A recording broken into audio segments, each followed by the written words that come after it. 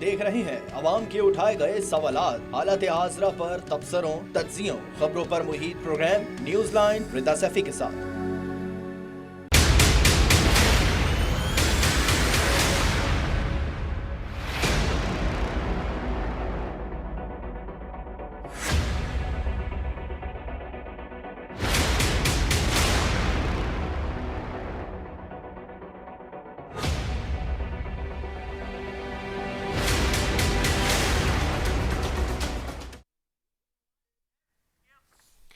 अस्सलाम वालेकुम, मैं हूँ रिदा सैफी। पाकिस्तान जिंदाबाद, पाकिस्तान पाइंदाबाद। आज के दिन पाकिस्तान दुनिया के सामने एक ऐसी ताकत बनकर उभरा जिसको नुकसान पहुंचाने से पहले 10 बार नहीं बल्कि हर बार और 1000 बार सोचता है। 28 मई 1958 को अर्ज़ वतन एक एटमी ताकत बना था, जो कि एक खुशी और फख्र की बात है।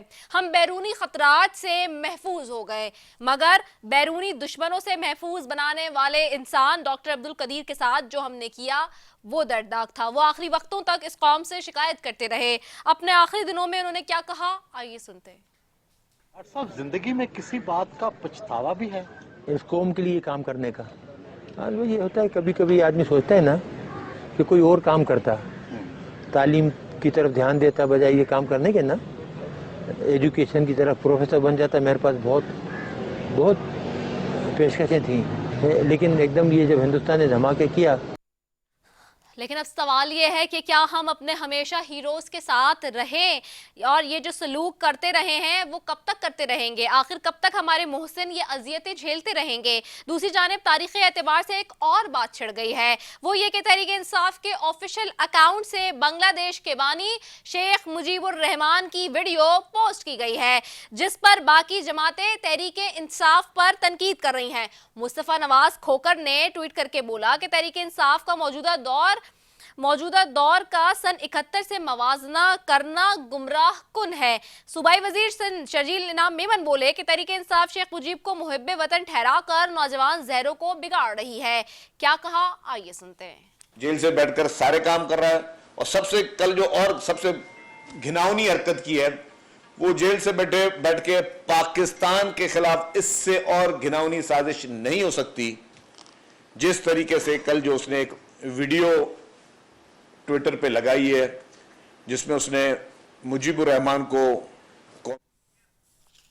सियासतदानों से अब ये इल्तिजा है कि वाज़ेह कर दें कि किसका किरदार क्या था। सन 71 में शेख मुजीबुर रहमान का मौकिफ ठीक था या भुट्टो का? एक तरफ भुट्टो को भी हीरो माना जा रहा है, दूसरी जानिब शेख मुजीब को भी। सवाल यह है कि एक ही दौर में दोनों हक पर कैसे हो सकते हैं? कोई तो बातिल होगा। मुल्क में इतना सब हो रहा है, मगर मजाल है कि हमारे वजीर आजम की जानिब से कोई मौसर इकदाम उठाया गया हो। सीनियर सियासतदान एतजाज अहसन कहते हैं कि वजीर आजम शहबाज शरीफ के तो बस में कुछ भी नहीं है। क्या कहा उन्होंने, आइए आपको सुनवाते हैं। शहबाज शरीफ को कितना इख्तियार है, उसको तो अपना इंटीरियर मिनिस्टर का नहीं पता था कि वो उसका वजीर दाखिला लग रहा है। उसको तो ये नहीं ना पता कि फैसल वाडवा सेनेट में आ रहा है, या वो अनवारुल्लाह काकड़ भी आ रहा है सेनेट में। सवाल ये है कि क्या मुस्लिम लीग नून की हुकूमत में जो उन्होंने कप्तान मुकर्रर किया उनके हाथ में फैसला साजी नहीं है? लीगी रहनुमा खुद कह रहे हैं कि नवाज शरीफ आएंगे तो टेम्परेचर नीचे आएगा। मुसद्दिक मलिक ने क्या कहा, आइए सुनते हैं। तो मेरे ख्याल में नवाज शरीफ साहब जो हैं उनके आने से एक तो दर्जा हरारत मेरे ख्याल में कुछ नीचे आएगा। दर्जा हरारत नीचे आएगा? कुछ नीचे आएगा। ये इस पॉलिसीज़ के हवाले से कुछ गुफ्तगू के दरवाजे खुलेंगे, सियासी गुफ्तगू के दरवाजे खुलेंगे। मगर ऐसा होता हुआ देख नहीं रहा। आज मुस्लिम लीग नून के सदर मुंतखब होने के बाद मियां मोहम्मद नवाज शरीफ ने टेम्परेचर कम करने के लिए कोई बात नहीं की। हाँ, मगर हमेशा की तरह आज भी उन्होंने अपने ऊपर सख्तियां डालने पर तबसरा किया। क्या कहा, ये सुनते। जब मेरे पास एक बंदा भेजा गया कि नवाज शरीफ साहब आप जो है ना वो इस्तीफा दें और घर जाएं धरनों के दौरान, ये मैं आप वो बता रहा हूं जो वजीर आजम पे गुजर रही है। हमारे वजीर आजम इन ऐसी चीजों से गुजरे हैं, और मुझे कहा गया कि आप इस्तीफा दें और घर जाएं, वरना आप अपना तैयार रहें। अब सवाल ये कि नवाज शरीफ की हिकमत अमली क्या है, मुस्लिम लीग नून अब कौन सा बयानिया बनाएगी। नवाज शरीफ के मंजर आम पर आने के बाद सवाल ये भी जन्म लेता है कि शहबाज शरीफ सियासी कशीदगी में बेहतर लाने के लिए काबिल नहीं है क्या। अगर मुस्लिम लीग नून को इस कदर अहमियत नहीं देती तो हुकूमती शिप का कैप्टन क्यों बनाया गया। मुश्किलों में भंवर में फंसे मुल्क को किसी कमजोर मसीहा के नाम क्यों किया गया। प्रोग्राम में आखिर में हम आज बात करेंगे इन सारे चीजों के अलावा हुकूमत के नैब ऑर्डिनेंस पर भी। कल भी मैंने बात की थी, कल तो उसी वक्त जारी हुआ था, और इस नैब ऑर्डिनेंस की वो हंगामा आराई जो माजी में हम सुनते रहे, और अभी भी नैब के केसेस कमोबेश बिलाशुबा तमाम सियासतदानों पे हमें नजर आते हैं। तो नैब ऑर्डिनेंस की नई तरमीम मंजूर कर ली है, जिसके मुताबिक रिमांड की मुद्दत 14 दिन से बढ़ाकर 40 रोज कर दी गई है। और सोने पे सुहागा ये कि इस बिल की मंजूरी कायम मकाम सदर यूसुफ रजा गिलानी ने दी है, जिनका ताल्लुक पीपल्स पार्टी से है, जिनके चेयरमैन कहते थे कि नैब और मईशत एक साथ नहीं चल सकती। जरा सुनते हैं बिलावल साहब का वो शॉर्ट भी जो जिसमें वो ये कह रहे हैं कि जो मईशत है और जो नैब है वो कैसे साथ नहीं चल सकता। जो एहतसाब का अमल है, जो नैब का मुसलसल जिस तरीके से नैब का शुरू दिन से लेके आज तक चल रहा है, पाकिस्तान पीपल्स पार्टी का कंसिस्टेंट पॉलिसी, वो उस दिन का पॉलिसी और आज दिन का पॉलिसी वही है कि नैब एक काला कानून है, कि नैब एक डिक्टेटर का बनाया हुआ इदारा है, कि नैब और मईशत साथ साथ नहीं चल सकते। जी इसी सब पे बात करेंगे। मेरे साथ सबसे पहले मौजूद है जी सेनेटर ताज हैदर है, पाकिस्तान पीपल्स पार्टी से तायरा औरंगजेब साहब है, मुस्लिम लीग नून से एमएनए हैं, और लाल चंद मली साहब हैं पीटीआई से। आप तीनों मौजूद मेहमानों का शुक्रिया कि आपने हमें ज्वाइन किया। सबसे पहले मैं जाऊंगी सेनेटर ताज हैदर साहब आपकी तरफ। सेनेटर ताज हैदर साहब, आज हम ये देखते हैं कि एक तरफ तो हम मना रहे हैं यौम तकबीर, और जिस तरह से हम मना भी रहे हैं, वहीं पर हम ये भी देख रहे हैं कि आज के दिन मैंने एक शॉर्ट भी चलाया डॉक्टर अब्दुल कदीर खान साहब का, जो कि उनका आखिरी जब इंटरव्यू हुआ उसमें उनसे पूछा गया। बड़े अफसोस की बात है कि एक तरफ हम खुशी भी बनाते हैं और दूसरी तरफ अपने मौसनों को जो है वो भूल भी जाते हैं। वो उन्होंने अपने अल्फाज से ये शिकायत अदा की थी इस कौम से। आज के दिन के एतबार से सबसे पहले क्या कहेंगे? मैं समझा नहीं सवाल आपका। क्या आज के दिन के एतबार से मैं चाहूंगी कि सबसे पहले बात कर लें। आज के दिन के बारे में कर लें बात। मैं कोई सवाल है तो मैं आपको जी इसी पे मैंने कहा कि अभी आपने शॉर्ट सुना डॉक्टर अब्दुल कदीर साहब का, हमने जिस तरह से उनके साथ रवैया किया, एक बड़ा नाम उन्होंने हमारे एटमी ताकत बनाया, लेकिन वो जाते जाते भी शिकायत करके गए इस कौम से। क्या कहेंगे इस पर? नहीं, वो शिकायतें उनकी वजह थी और उन पे काफी इल्जाम डाल दिए गए थे बगैर बात में। और डॉक्टर साहब बहुत अच्छे ऑर्गेनाइजर थे, और वो जो मुख्तलिफ, क्योंकि एटमी टेक्नोलॉजी जो है वो कोई एक लाइन नहीं है, बल्कि उसके अंदर मुख्तलिफ उसके शोबे हैं, मैकेनिकल है, इलेक्ट्रिकल है, न्यूक्लियर है। उन सब को किस तरीके से कोऑर्डिनेट किया जाए डॉक्टर साहब ये जानते थे, और उनकी बड़ी कोशिशें हैं और इस सिलसिले में उन्होंने बनाया। न सिर्फ ये कि वेपन साइड पे उनकी कोशिशें हैं, बल्कि दूसरी साइड पे भी, रिएक्टर की साइड पे जो यूरेनियम की अफजूदगी है उस साइड पे उनकी बड़ी कोशिशें। ठीक है। तायरा औरंगजेब साहब आपको आवाज आ रही है? जी मुझे आवाज आ रही है। तायरा औरंगजेब साहब, आज के दिन हम यौम तकबीर मनाया हमने सुबह से, आज बड़े जोशो खरोश से। क्या कहेंगी सबसे पहले तो इस पे?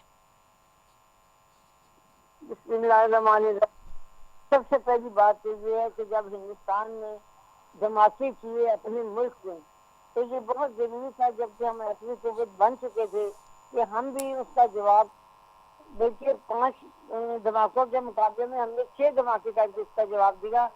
ये एशिया में ताकत के तवाज़ुन के लिए धमाके बहुत जरूरी थे पाकिस्तान की तरफ से, वरना तो लोग समझते और दुश्मन समझते, दुश्मन मालिक समझते कि शायद हमारे पास कुछ भी नहीं है और हर वक्त डर के रहने की जिंदगी हम अपने अवाम को देते। ये बहुत बड़ा फैसला किया मोहम्मद नवाज शरीफ ने 1998 में 28 मई को, कि हम अपनी कौम को वो बुलंद मियार दें और हम अपनी कौम को वो मोरल दें कि वो किसी की आंख में आंख डाल के बात कर सके, बल्कि डरे नहीं। उन्होंने बिल क्लिंटन की जो इतनी बड़ी ऑफर थी, अरबों डॉलर की ऑफर जो थी, तकरीबन 10 अरब डॉलर की थी, उन्होंने वो ठुकरा दी और उन्होंने कहा कि नहीं धमाके मैं करूँगा। उन्होंने कहा आप धमाके ना करें। तो मियाँ नवाज शरीफ साहब ने बड़ा जरूरतमंदाना काम किया, उन्होंने ये धमाके किए। और एशिया का पहला इस्लामी मुल्क है, बल्कि मैं समझती हूँ दुनिया का पहला इस्लामी मुल्क है जिसके पास एटमी कुव्वत थी, जिसका बर्मला इजहार उन्होंने धमाके करके दिया। अब रह गए डॉक्टर कबीर खान साहब, तो आपने उसका सवाल भी किया। डॉक्टर कबीर खान साहब की खिदमत को कोई कौम नहीं भूल सकती। जो कुछ उन्होंने पाकिस्तान को इस महज तक लाने के लिए, पाकिस्तान को एटमी कुव्वत बनाने के लिए, इस तौता के अंदर रहकर तमाम शोबों में अपनी मेहनत से जाफरखानी से लोगों को रख के काम सिखाने के लिए उन्होंने एक बड़ा काबिल कदर और ना तारीखी काम अंजाम दिया। और उनका ये जो खिदमात हैं वो तारीख में हमेशा लिखी जाएंगी। वो चाहे बाद में कुछ भी सोचते हैं, जाहिर है एक आदमी जब एक जगह महसूस करता है, और फिर सबसे दुख की बात ये है कि उन पर गलत इल्जाम लगाए गए और उन इल्जाम का कोई हकीकत से ताल्लुक नहीं था। एक शख्स जो बगैर किसी लालच से दिन रात करके दिन एक काम करता है, जब वो उससे खतायाब होता है, काम मुकम्मल कर लेता है, तो उन पर इस किस्म के इल्जाम लगाना सही नहीं था। इससे उनका दिल जरूर दिखा होगा, उन्होंने सोचा होगा। लेकिन ये हकीकत है कि डॉक्टर कबीर खान मोहसिन पाकिस्तान है और हम उन्हें हमेशा अच्छे अल्फाज में याद रखेंगे पाकिस्तान की तारीख में। और मोहम्मद नवाज शरीफ साहब इस वक्त के वज़ीर आज़म ने जो एहसान पाकिस्तान की कौम पर किया, मुसलमानों पर किया, पाकिस्तान को ऐसी कुव्वत बनाने के बाद धमाके करके, वो भी पाकिस्तान की तारीख में सुनहरी अल्फाज में लिखा जाएगा कि इतना दलेर, इतना निडर, इतना बेबाक और इतना ताकतवर और इतना जरूरतमंद वज़ीर आज़म पाकिस्तान की तारीख का था, जिन्होंने हर ऑफिस से कराते हुए पाकिस्तान में ऐसे धमाके किए। ठीक है, लालचंद मलिक साहब आपको आवाज आ रही है, आपकी तरफ आऊंगी। अब लालचंद मलिक साहब, आज हमने छुट्टी भी बनाई यौम तकबीर के सिलसिले में, आप इसको कैसे देख रहे हैं? एक तरफ छुट्टी बनाई है और 26 साल पहले का एक इंतहाई अहम मामला जिसको आज सेलिब्रेट भी किया जा रहा है, लेकिन दूसरी तरफ बिजनेस कम्युनिटी नाखुश रही नज़र आई। आज रात से ही बायकॉट कर दिया था और मुझे भी कुछ एक दो बिजनेस कम्युनिटी के लोगों ने पर्सनली कॉल करके कहा कि यार आप इस पर बात करें कि ठीक है, we really understand the importance of the day, but छुट्टियां मना के जो है कोई कौम तरक्की नहीं कर सकती। ये मुझे बिजनेस कम्युनिटी से मैसेज मिला, जिसकी वजह से मैं इस वक्त बात कर रही हूँ। आप कैसे देख रहे हैं, ऑपोजिशन कैसे देख रही है? शुक्रिया रिदा। सबसे पहले तो मैं पूरी कौम को मुबारकबाद पेश करता हूँ। आज का ये तारीखी दिन है जिस दिन पाकिस्तान का दिफा नाकाबिल तस्वीर हो गया। पाकिस्तान इतनी कुव्वत पाकिस्तान का असासा बन गया। अब हमारे मुल्क को कोई नीली आंख से नहीं देख सकता और हमारे बॉर्डर महफूज हो गए। ये सब कुछ हुआ इसलिए कि पाकिस्तान की अवाम का एक डिटर्मिनेशन था और अब्दुल कदीर खान साहब की जो साइंटिस्ट थे, उनकी बहुत बड़ी एक विजन था जिसने लीड किया इस पूरे प्रोग्राम को और हमारा दिफा को नाकाबिल तस्वीर बनाया। आपने बिल्कुल वजह फरमाया कि उनके साथ जो बैनुल-अक़वामी ताकतों को कहने पर जो रवैया रवा रखा गया वो नामुनासिब था और ज्यादती थी। अब 26 साल गुजर चुके धमाका हुए, लेकिन आज नवाज हुकूमत को अचानक याद आया कि इस दिन से छुट्टी होना चाहिए। हालांकि जब धमाके हुए थे तो उसके बाद ये तय हुआ था कि पाकिस्तानी कौम हफ्ते में 6 दिन काम करेगी, दिन रात काम करेगी, लेकिन क्या हुआ कि छुट्टी के बाद, ऑफिस टाइमिंग के बाद अचानक छुट्टी का ऐलान कर दिया। बुनियादी तरह ये क्रिमिनल्स, मौजूदा हुकूमत में क्रिमिनल्स बैठे हुए हैं, वो हर चीज को पॉलिटिसाइज करना चाहते हैं, पाकिस्तान के दिफा को भी अपनी सियासी मकसद के लिए इस्तेमाल करना चाहते हैं। आज कोर्ट्स में इमरान खान साहब के अहम केसेस लगे हुए थे और आपने देखा आज शहबाज शरीफ साहब ने आज कंटेम्प्ट ऑफ कोर्ट किया है मेरी नजर में, जब उन्होंने कहा है कि अदलिया में काली भेड़ें बैठी हुई हैं।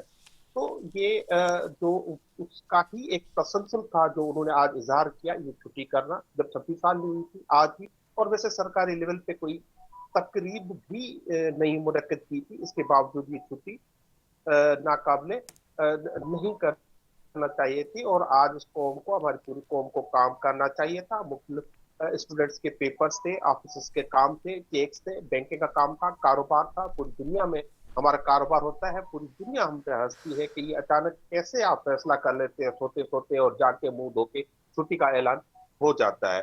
तो बाकी जो बात है क्रेडिट लेने की तो बात करते ही रहती है। नवाज लीग हर चीज की अब्दुल कदीर खान ने कहा था कि जब एटम बम हम बना चुके थे तब नवाज शरीफ जो है वो कबाड़ यानी स्क्रेप जो है ना वो पिघला रहे थे वहां पे इत्तेफाक फाउंड्री में। तो एटम बम काफी पहले बन चुका था और नवाज शरीफ धमाके करना भी नहीं चाहते थे। अयूब खान ने और अब्दुल कदीर खान ने दोनों ने अपने बारे में कहा, लेकिन ये कौम का प्रेशर था जिसकी वजह से ये मजबूर हुए धमाके करने के लिए। अगर इनका बस चलता तो यकीनी तौर पर ये उसको भी स्किप करते और डील करने के क्यों ये माहिर हैं तब भी ये डील करना ज्यादा पसंद करते हैं। ठीक। अच्छा, एक चीज़ और है, आपके सोशल मीडिया अकाउंट से ऑफिशियल पीटीआई के आज जो है बांग्लादेश के बानी शेख मुजीबुर रहमान साहब की वीडियो पोस्ट की जिस पे तकरीबन तमाम सियासी जमातें और लोग जो है ना वो तनकीद कर रहे हैं आप लोगों पे। तो लोग ये कह रहे हैं कि जी तहरीक इंसाफ को शेख मुजीब को मुहिब वतन ठहराना नौजवान जहनों को बिगाड़ने के मतरादिफ है, क्या कहेंगे? ठीक है, सबसे पहले तो जो वीडियो है या पाकिस्तान तहरीक इंसाफ का जो मौक़िफ़ है वो ये रहा है कि जो 1971 में बांग्लादेश का और इस मुल्क के दो टुकड़े होने का एक जो सबब था वो अक्सरियत को या मैंडेट को ना मानने की वजह से हुआ था और उस मैंडेट को तस्लीम कर लेना चाहिए। पाकिस्तान तहरीक इंसाफ ने 8 फरवरी के इंतखाबात में बड़ी भारी अक्सरियत से इंतखाबात जीते थे। तो वो जो है बाकी पॉलिटिकल पार्टीज को कबूल करना चाहिए। ये सारा उस पैराए में बात हो रही है। अब जो बात आपने की कि शर्जील मेमन साहब जो है उन्होंने बड़ी प्रेस कॉन्फ्रेंस की, वो बुनियादी तरह वजीर आला के उम्मीदवार थे, उनकी वजारत आला ना मिलने के बाद वो अपने आप को बड़ा चढ़ा के अब दोबारा पेश कर रहे हैं।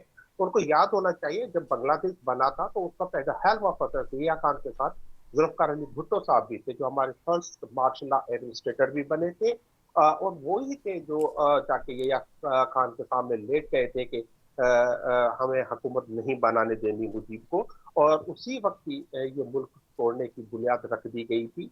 तो हमें ये इस बात पे ना इल्ज़ाम ठहराए तो ज्यादा मुनासिब है। ठीक है, सेंटर ताज साहब आपकी तरफ आऊंगी। सर, क्या वाकई तहरीके इंसाफ के पेज से जो ये वीडियो पोस्ट हो गई है इस वक्त मुजीबुर रहमान साहब की, बांग्लादेश के जो बानी थे, तो इस बात पे ये ठहरा देना, क्योंकि पीपल्स पार्टी की तरफ से ये मौक़िफ़ है कि शर्जील साहब की तरफ से, ऑफ कोर्स वो पार्टी के स्पोक पर्सन हैं कि जी नौजवान जहनों को बिगाड़ रहे हैं, और अब ये जो एक बहस हमारे पास है शुरू से कि जी कहा जाता है कि वो तो भुट्टो साहब ने कहा कि एक तरफ तुम हम, वो कहते नहीं जी उन्होंने कहा, मुजीबुर रहमान साहब ने कहा, ये जो सारी इस वक्त मामलात हैं, तो क्या वाकई हम ये कह सकते हैं कि इस बात से एक वीडियो ट्वीट करने की वजह से उनकी जो है वो पूरी कौम पे, पूरी नस्ल पे जो है वो मनफी असरात जा रहे हैं?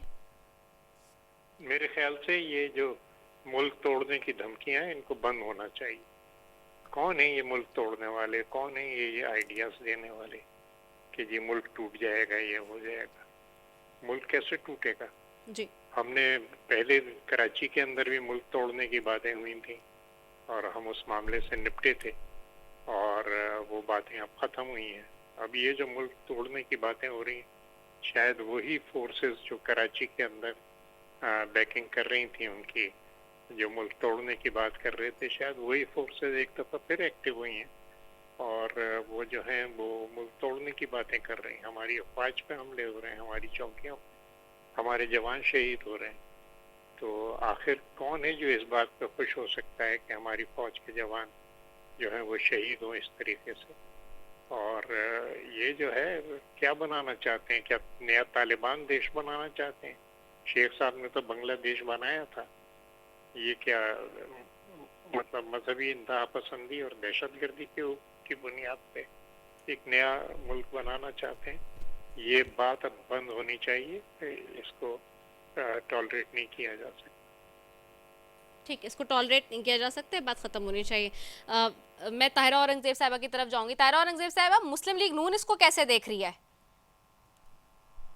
इस वीडियो का पोस्ट होना, शेख मुजीबुर रहमान साहब की वीडियो का पोस्ट होना तहरीक इंसाफ के अकाउंट से और फिर बाकी सियासी जमातें तो इसको तनकीद का निशाना बना रही हैं, आप लोग इसको कैसे देखते हैं?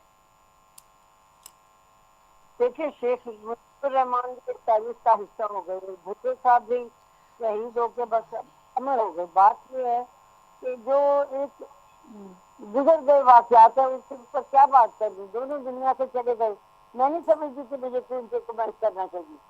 ये तारीख उस वक्त बताती, हम लोग तो तब बहुत छोटे थे, हमें तो नहीं अंदाजा क्या वाकयात हुए, क्या हालात हुए, कौन किसने क्या सच कहा, क्या झूठ कहा। अब जो लोग दुनिया से चले गए उनके बारे में क्या बात करनी, इसलिए मैं कोई कमेंट नहीं करूँ।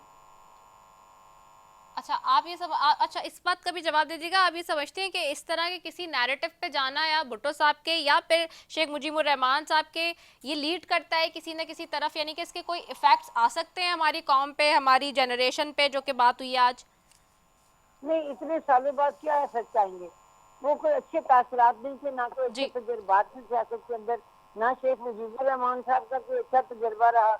और जिस तरह से भुट्टो साहब की जिंदगी के साथ किया गया, क्या एक ऐसा शख्स जिसने पाकिस्तान को आइन दिया, 1973 का आइन भुट्टो साहब ने दिया इस मुल्क को, तो हमने उसके बाद उनके साथ जो हासिल हुआ वो क्या कोई लायक तस्लीम बात है? इसलिए मैं इससे भी कोई बात करना चाहूंगी। मुल्क के अंदर सियासतदानों की इज्जत होनी चाहिए, एहतराम होना चाहिए, वकार होना चाहिए और उनकी जिंदगियों को भी एक मुकद्दस इमानत समझ के उसकी हिफाजत होनी चाहिए।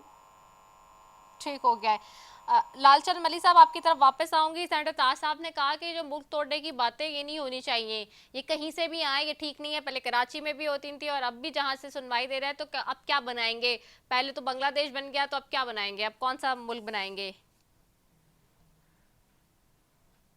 जी लालचंद मलिक साहब। बिल्कुल मुल्क ना तोड़ने की बात होना चाहिए, ना मुल्क टूटना चाहिए। मुल्क को मजबूत होना चाहिए, मुल्क को खुशहाल होना चाहिए, मुल्क की तरक्की होना चाहिए।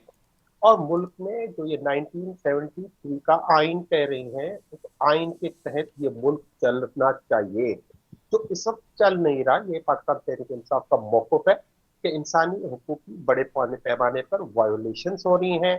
जो सबसे बड़ी मुल्क की पार्टी है उसके लीडर को पाबंद सलासल कर दिया गया है, झूठे मकतबात बनाए जा रहे हैं। ना सिर्फ पहले बनाए गए, आपने देखा अभी पंजाब कैबिनेट ने भी इमरान खान के खिलाफ कार्रवाई करने का हुक्म दिया है। मीडिया पे पाबंदियां हैं, पूरा मीडिया चीफ चिल्ला रहा है कि उन पे पाबंदियां हैं, सोशल मीडिया पे पाबंदियां हैं, एक्स को बंद कर दिया गया है। तो मुल्क हमेशा आवाम के लिए होता है और उस आवाम की भलाई और बहबूद का काम भी होना चाहिए, उस पर अमल होना चाहिए। पाकिस्तान को मजबूत बनाना चाहिए। पाकिस्तान तहरीक इंसाफ का ये जो पॉइंट ऑफ व्यू है कि पाकिस्तान की आवाम के मैंडेट को जो है वो इज्जत मिलना चाहिए, उनके वोट को इज्जत मिलना चाहिए। उन्होंने जिन लोगों को वोट दिया उनको जो है असेंबलियों में और उनको हुकूमतें बनाना चाहिए, लेकिन हो रहा है उसको इससे बिल्कुल वाइस वर्सा। आप देखें, पाकिस्तान तहरीक इंसाफ एक मुतालबा कर रही है कि सियासी कैदियों को आज़ाद कर दिया जाए। ये ख़वातीन समेत किसी भी सियासी कैदी को ये हुकूमत ना आज़ाद करने के मूड में है और ना ही शायद इनके इख्तियार में है। हम चाहते हैं, पाकिस्तान तहरीक इंसाफ मुतालबा कर रही है कि आप 4-6 हल्के खोलें और उसका एक ऑडिट करा लें, ताकि एक कंट्रोवर्सी है जो 8 फरवरी के लिए इलेक्शंस पे तो फॉर वंस एंड ऑल बंद हो जाए। लेकिन मौजूदा हुकूमत उसके लिए भी तैयार नहीं है। तो आवाम के लिए आज भी आपने देखा जिस तरह नवाज शरीफ साहब ने दोबारा नवाज लीग के इलेक्ट हुए एज ए प्रेसिडेंट और कौम को एक दफा फिर इन्होंने बावर कराया कि ये पार्टियां जो है इनकी वो खानदानी पार्टियां हैं। वो वज़ीर-ए-आज़म बनेंगे तो वो उस खानदान से बनेगा, सदर बनेगा तो उस खानदान से बनेगा, वज़ीर-ए-आज़म बनेगा तो उस खानदान से बनेगा। आम कारकुन की या पार्टी क़यादत की कोई हैसियत नहीं है। तो ये रवैये मुल्क को आगे नहीं ले जाते, इससे मुल्क को नुकसान होता है। मुल्क को पे इस तरह के लोगों को मुसलत ना किया जाए जो माफियाज हो, जो एक दूसरे के लिए, खासतौर पर पीपल्स पार्टी नवाज लीग वाजी में कहते रहे हैं, एक दूसरे को घसीटने की बात, पेट फाड़ कर चोरी के पैसे निकालने की बातें, ये सब करते रहे हैं। और अब इनकी पोजीशन ये है कि एक दूसरे को तहफुज़ देते हैं इमरान खान के खौफ से, और इमरान खान को जेल में रखने के लिए जो हम पे बड़े इल्जामबाजी किया करते थे कि इन्होंने आर्डिनेंस की फैक्ट्री लगाई हुई है। तो आप तो है ही फैक्ट्रीज वाले, आपने तो और बड़ी फैक्ट्री लगा ली है। आपने जो है नैब, पहले तो आपने 1100 अरब रुपए माफ करवाए नैब तरामीम मंजूर करके। अब आपने ऑर्डिनेंस के थ्रू एक और तरमीम कर दी है कि आप 14 दिन के बजाय 40 दिन किसी को जेल में रख सकेंगे फॉर इन्वेस्टिगेशन। और आपने एक और ऑर्डिनेंस जारी किया है जिसके तहत आप चाहते हैं कि ये जो जजेस जो है, जो आपने तय किया था इलेक्शन एक्ट में कि ट्रिब्यूनल्स में हाई कोर्ट के जजेस बैठेंगे और बड़े स्पीडी ट्रायल्स होंगे, अब आप चाहते हैं कि उसको डिमोट करके आप रिटायर्ड सेशन जजेस या जजेस लगाए, उसका भी आपने ऑर्डिनेंस जारी कर दिया है। आप मुल्क को उस नहज पर ले जा रहे हैं जहां पर अवाम सड़कों पे आएगी और आपको इस हुकूमत से बाहर निकाल फेंकेगी। आपको चाहिए कि अवाम का और अवाम के मैंडेट का आप एहतराम करें। सेनेटर ताज हैदर साहब, ये ऑर्डिनेंस का मामला इस वक्त ज़ेर बहस है और किया भी ये इस वक्त के जो मौजूदा जो कायम मकाम सदर हैं यूसुफ रज़ा गिलानी साहब ने इसकी इजाज़त दी है। सर, ये बिलावल साहब का एक चेयरमैन साहब का शॉर्ट भी सुनवाया था मैंने कि उन्होंने कहा था कि ये जो मईशत है और नैब है वो एक साथ नहीं चल सकते। पीपल्स पार्टी सबसे ज़्यादा तनकीद करती रही। इस वक्त भी आपके काफ़ी सारे जो सूबाई वज़रा हैं उन पे नैब के केसेस हैं, बावजूद इन सारी बातों के आपको गिले भी रहे नैब्स के साथ। फिर आपने देखा कि क़यादत के साथ क्या हुआ है सारी सूरत हाल में, उसके बावजूद भी इस वक्त मतलब फिर आप लोग माजी में जो कहते रहे और अब मौजूदा सूरत हाल में हुकूमत का हिस्सा हैं, मेन ओहदों पर बैठे हुए हैं। यूसुफ रज़ा गिलानी साहब आज कल जो है इसकी ऑर्डिनेंस पास कर रहे हैं जिसमें जो 14 दिन से बढ़ाकर रिमांड की मुद्दत 40 रोज़ कर दी गई है। इसको तो ख़त्म करने की बात सुनते थे हम, आज इसके रिमांड की मुद्दत बढ़ाई जा रही है दिनों की, और जो सूरत हाल इस वक्त है वो आपके सामने क्या कहेंगे? हाँ, लेकिन गिलानी साहब का नाम देना गलत है। जो भी ऑर्डिनेंस है वो प्राइम मिनिस्टर की तरफ से जाता है और प्राइम मिनिस्टर की एडवाइस पे प्रेसिडेंट को काम करना होता है। तो ये गलत हुआ है कि ये बढ़ाई गई है मुद्दत, 14 से 40 दिन की गई है। लेकिन इसमें गिलानी साहब का बार बार नाम ना लिया जाए, क्योंकि ये प्राइम मिनिस्टर साहब जो भी एडवाइस करेंगे उससे प्रेसिडेंट को साइन करने होंगे। सर, विद ड्यू रिस्पेक्ट, लेकिन बिल की मंजूरी तो प्रेसिडेंट हाउस ही देता है, प्रेसिडेंट ही देते हैं। ऑर्डिनेंस में ये नहीं होता। ऑर्डिनेंस अगर एक भेज दिया गया है तो उस पर प्रेसिडेंट को दस्तखत करने हैं, क्योंकि ऑर्डिनेंस में पहली शर्त ये होती है कि क्योंकि जो है इजलास नहीं हो रहा, इस वजह से तो ये इंतज़ार नहीं किया जा सकता कि इजलास का इंतज़ार किया जाए कि इजलास कब नया आएगा। तो इसमें जो ये चीज़ सोचने की है, और इस पे मेरे ख्याल से गिलानी साहब का नाम लेना या सदर को इसमें ठहराना कि जी आपकी वजह से ये हुआ है, ये गलत है। जी हाँ, ये ऑर्डिनेंस जो है वो ये नहीं होना चाहिए था। दूसरा जो ऑर्डिनेंस है उसको देखा जा सकता है कि क्या जो ट्राइब्यूनल्स बनाए गए हैं उनकी तादाद काफ़ी है या उन ट्राइब्यूनल्स के अंदर इजाफा करने की ज़रूरत है। अगर इजाफा करने की ज़रूरत है तो फिर जो जज केसेस को सुन रहे हैं उनको इन चीज़ों के अंदर मसरूफ़ करना मेरे ख्याल से मुनासिब नहीं है। जो रिटायर्ड जज हैं, जो फारिग हैं इस वक्त, और जिनमें वही काबिलियत है जो वर्किंग जजेस में है, उनको ये काम दिया जा सकता है।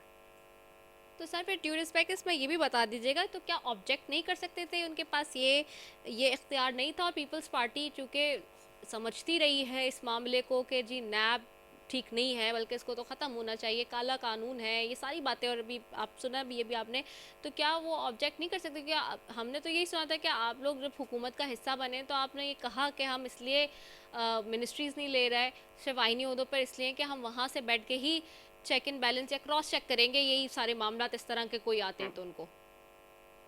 लेकिन जो ऑर्डिनेंस का मामला है या जो कानून का मामला है वो ये है, या वैसे भी पाबंद है सदर एडवाइस का जो प्राइम मिनिस्टर की तरफ से आए। तो प्राइम मिनिस्टर साहब की तरफ से एडवाइस आई है और वही इसके जिम्मेदार है। ठीक हो गया। ताहिरा औरंगजेब साहिबा आपकी तरफ आऊंगी।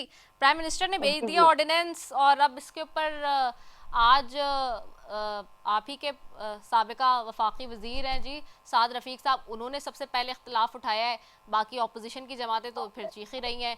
तो ये तो आप लोग खुद कहते थे कि जी और नैब जो है वो आप लोग भी यही कहते थे रहे कि क्रिटिसाइज़ करते रहे नैब को, तो अब ये नैब के रिमांड की मुद्दत भी बढ़ाई जा रही है, उसको मज़ीद पावरफुल भी किया जा रहा है, ऐसी सूरत हाल में फिर क्या होगा? पहले तो मुझे ये बताएं कि साद रफीक साहब ने इस बारे में क्या कहा है। साद रफीक साहब ने इसको क्रिटिसाइज किया है, आज उन्होंने कहा कि ये नहीं होना चाहिए था। अच्छा, मैं ये कि आपने कहा 14 दिन की बजाय 40 दिन किया है, मुखालफत कर दी है उन्होंने इसकी जी। उनका कहना था कि बहुत से बेगुनाह इस कानून का शिकार बन चुके, मुश्तबा कानून साजी हमेशा नामुनासिब रहती है जी। सही बात है, लेकिन बात यह है कि जब इसकी सिर्फ मुद्दत बढ़ाई गई है ना 14 दिन से 40 दिन तक, ताकि पूरी इन्वेस्टिगेशन हो सके, कोई आदमी इस चीज का मुल्ज़िम है या बरी जुर्म है या बेकसूर है, तो ये सारा मामला तय हो जाएगा 40 दिनों में। तो मैडम अगर प्राइम मिनिस्टर साहब ने ये भेजा है एडवाइस, तो उन्होंने कुछ सोच के बेहतर सोच के भेजा होगा। तो मैडम विद ड्यू रिस्पेक्ट, आप लोग ही अभी कुछ महीने पहले हुकूमत में जब नहीं थे तो कह रहे थे कि ये खत्म होगा अब ये कानून, ये काला कानून है, ये डिक्टेटर का कानून है, इसको हम नहीं मानते। अब आप लोग इसकी मुद्दत बढ़ा रहे हैं। नहीं, मुद्दत सिर्फ ये बढ़ा रहे हैं रिमांड की कि 14 दिन की बजाय 40 दिन हो, ताकि पूरी इन्वेस्टिगेशन मुकम्मल हो सके और जजेस इसको इत्मीनान से सुन के फैसला दे सके। जो इंसाफ के तकाजे हैं, जल्दी जल्दी उजरत पर फैसला हो, कोई बेगुनाह ना मारा जाए, कोई बेकसूर ना सजा ले ले, इसमें जो मुल्ज़िम है और मुजरिम है उसकी अलग-अलग शिनाख्त हो सके। मैं तो यही समझती हूँ कि इसका ये बेहतर फायदा होगा कि इन्वेस्टिगेशन का अर्सा लंबा होगा। ठीक हो गया। अच्छा, एक और चीज़ पे बस जल्दी से क्विकली कमेंट कर दीजिएगा। आज वज़ीर आज़म ने कहा है कि मशवरे हो रहे हैं, जब वो बात कर रहे थे सारे सूरत हाल में, जब जहाँ साबिक वज़ीर आज़म नवाज शरीफ साहब जब सदर बने हैं, तो उस वक्त ये बात भी की, जब शहबाज शरीफ साहब ने आज बात की, एड्रेस किया, तो उन्होंने कहा कि मशवरे हो रहे हैं कि किसी तरह इमरान खान साहब की ज़मानत हो जाए, साजिशें नाकाम होंगी। ये कौन लोग हैं जो मशवरे कर रहे हैं, जो वज़ीर आज़म समझ रहे हैं, और ये कौन सी साजिशें हो रही हैं? देखिए, बात ये है कि वज़ीर आज़म साहब को पता होगा, मुझे तो इस बारे में नहीं है। और इमरान खान साहब के जो केसेस हैं वो उन्हें अदालतें कल बरी कर दे, हमें कोई एतराज़ नहीं। केसेस कानून के मुताबिक चलने चाहिए और कानून के मुताबिक उनके फैसले आने चाहिए। ज्यादती किसी के साथ नहीं होनी चाहिए। हम ना ज्यादती करना चाहते हैं ना करते हैं। और जिस तरह से पिछले दौर में मोहम्मद नवाज शरीफ साहब पे गलत फैसले बने, और आपने देखा होगा ये कोई तेज था कि बेटे से तनख्वाह नहीं दी और उसके बिना पे उन्हें पार्टी से नाहिल कर दिया, उन्हें वज़ारत उज़्मा से नाहिल कर दिया, उन्हें सियासत से ताहयात नाहिल कर दिया। और आज पाकिस्तान की तारीख में देखा कि वही शख्स एक साइड के हैसियत से दुनिया के सामने खड़े थे कि मैं फिर हूँ। ये अल्लाह ताला के फैसले और अल्लाह ताला के साथ किसी भी बशर का मुकाबला नहीं होता। ये हम अगर कहें कि उसको नाहिल कर दिया, ये माजी में जितने भी फैसले नवाज शरीफ साहब के खिलाफ हुए या शहबाज शरीफ साहब के खिलाफ हुए या ख्वाजा आसिफ के खिलाफ, ख्वाजा साद वजीर के खिलाफ, इवन के जावेद लतीफ के खिलाफ और मरीम नवाज के खिलाफ, हमजा शहबाज के खिलाफ, शहबाज शरीफ के खिलाफ, उनमें से कहीं भी कोई सबूत नहीं मिल सका। शाहिद खान के खिलाफ, मुफ्ता इस्माइल के खिलाफ कोई सबूत किसी केस में नहीं मिला, उन सबको बाइज्जत रिहा किया गया। तो ये तो मैंने देखा है कि गलत किस्म के जो फैसले हैं वो कौम को गलत डगर पे ले जाते हैं और कौम का ज़िया होता है वक्त का। और फिर इमरान खान जैसे लोग मुसल्लत हो जाते हैं जो इस मुल्क को एक ऐसी महक पे ले जाते हैं जहाँ से लोड शेडिंग का ना खात्मा हो सकता है, ना माशूल बदहाली खत्म हो सकती है, ना महंगाई, ना बेरोजगारी और ना दुनिया के ममालिक के साथ ताल्लुकात अच्छी तरह हो सकते हैं। हमें तो उसका गंद साफ करते करते पिछले 16 माह लग गए और अब फिर शहबाज शरीफ साहब दिन रात काम कर रहे हैं इसी नहज पे कि किसी तरह से इन्वेस्टर पाकिस्तान आए, मुल्क में अमन कायम हो, मुल्क के अंदर महंगाई का खात्मा हो। और इसमें वो बहुत हद तक बहुत कामयाब रहे हैं। यूएई से इन्वेस्टर आ गए, सऊदी अरेबिया वाले पाकिस्तान में इन्वेस्ट करना चाहते हैं, कतर से इन्वेस्टमेंट आई है, चाइना पाकिस्तान के अंदर सीटैक को आगे लेके बढ़ रहे हैं और पाकिस्तान के इत्मीनान का इजहार कर रहे हैं। ये बड़े खुशाइन बातें हैं। इससे रोजगार मिलेगा, इससे महंगाई का खात्मा होगा, इससे लोड शेडिंग का खात्मा होगा इंशाअल्लाह। जी जी लाल चंद मलिक साहब, मेरे पास बस 1 मिनट है, मैं चाहूंगी कि इसके ऊपर जरा कमेंट कर दें। और ये कौन से मशवरे कर रहे हैं आप इमरान खान साहब की जमानत के लिए, जिसमें साजिशें भी हो रही हैं, वजीर आजम कह रहे हैं? जल्दी से दो बातें। एक जी के ताज हैदर साहब पीपल्स पार्टी के बहुत बड़े रहनुमा हैं, वहां से नून लीग से ख्वाजा साद रफीक साहब, उन्होंने इस ऑर्डिनेंस की मुखालफत की है। इसका मकसद है कि ये ऑर्डिनेंस ये हुकूमत की तरफ से नहीं आया, किसी और कार्नर से ये ऑर्डिनेंस आया है। मैं बसद एहतराम इस बात से भी थोड़ा डिफर करूंगा। आपको याद होगा कि पीडीएम गवर्नमेंट ने एक ऑर्डिनेंस जारी किया था इरसा की चेयरमैनशिप के बारे में। वो आरिफ अलवी साहब ने, डॉक्टर आरिफ अलवी साहब जो सदर पाकिस्तान थे उस वक्त, उन्होंने साइन करने से इनकार किया था और फिर वो मटीरियलाइज नहीं हुआ। तो कहने का मतलब इस पे गीलानी साहब एतराज कर सकते थे, जो उन्होंने नहीं किया। अब जो ये शहबाज शरीफ ने काली भेड़े का है, एक तो पहली बात तो उनको हायर जुडिशरी के लिए इस तरह के अल्फाज इस्तेमाल करने के लिए शदीद अल्फाज से मजम्मत करता हूँ। और फिर उन्होंने एक और इंकशाफ भी किया कि वो मशावरत कर रहे हैं कि इमरान खान को रिलीफ किया जाए। तो इनके पास वो कौन से सोर्सेज हैं जिनसे ये बता सकते हैं कि वो आपस में इस तरह की मुशावरत कर रहे हैं। इसका मकसद कि जो टेपिंग होती है, ऑडियो रिकॉर्डिंग होती है, वही जो बंद कमरों में वीडियोस बनाए जाते हैं, वो शायद सिलसिला जारी है और उसमें इनका भी एक कलीदी किरदार है। आप देखें, मैं अपील करता हूँ हायर जुडिशरी से कि ये कंटेम्प्ट ऑफ कोर्ट है और एक मुल्क के वजीर आज़म को कम से कम ये सूट नहीं करता कि वो आकर एक मुस्लिम लीग के जलसे में या मुस्लिम लीग के प्रोग्राम में आकर इस तरह हायर जुडिशरी पर इल्जामबाजी करे, उसको काली भेड़े कहे। तो पूरी दुनिया हमसे हंसेगी। ये दो पिलर्स ऑफ स्टेट है, एक जुडिशरी है, एक तरफ एग्जीक्यूटिव है। एग्जीक्यूटिव इस तरह के अगर इल्जाम लगाएगी तो आपके मुल्क की दुनिया में, जिस पे आप जा रहे हैं कि हम फॉरेन इन्वेस्टमेंट के लिए आएंगे, आप फॉरेन इन्वेस्टमेंट करने वालों को जो यहाँ पे इन्वेस्टमेंट करने आएंगे उनको आप ये बताएंगे कि आपकी जुडिशरी में काली भेड़े हैं। बहुत ही अफसोसनाक। ठीक है, बहुत शुक्रिया लालचंद मलिक साहब आपका, ताहिरा औरंगजेब साहब आपका, सेनेटर ताज हैदर साहब आपका, तीनों मौजूद मेहमानों का भी बहुत शुक्रिया नाजरीन। और इस वक्त की मौजूदा सूरत हाल जो हम देख रहे हैं नाजरीन सियासी मंजरनामे पे, वो आपके सामने है। सही और गलत का फैसला आपके हाथ में हमेशा से छोड़ जाते हैं। इसी के साथ जी अपनी मेज़बान रसफ़ी को दीजिए इजाज़त। पाकिस्तान जिंदाबाद।